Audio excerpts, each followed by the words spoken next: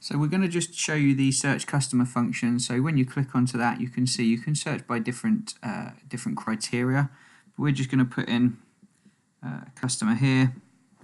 We're looking for Sean Devaney from Belfast. So there's the customer at the top.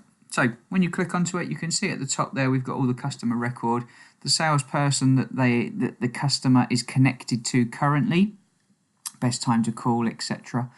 You can edit contact details on here, but we would probably recommend that you do that on the desktop system, purely for the fact that with new GDPR regulations and quite detailed privacy statements, privacy policies statements, there's quite a lot of text, and the iPad is obviously quite a small screen. So if you want to edit contact details, we would recommend you actually log into Sean Devaney on your desktop, just so the customer can see more detail if needs be. Then we've got the inquiry vehicles. So we've got a Land Rover Discovery, so that's the inquiry vehicle that we've got on. So if I click onto that, it will take me into the record which we've already started, and I can add more details to it, or I can click onto the customer vehicle section down the right hand side, and then the part exchange is there at the bottom. So if I click onto that, I can then go in and maybe add some more to the part exchange appraisal, etc. I'm just going to click menu at the top and go back to my search customers. Don't need to save that. So we're just going to go back in, go through the same customer again.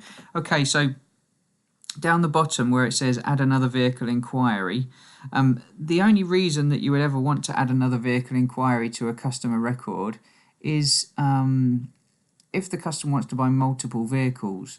So if the customer says, like, I'm interested in buying one car, but I'd like a quote on these 3 different models, for instance, that is one inquiry and multiple offers. So we'll get to the offers stage further on in another video.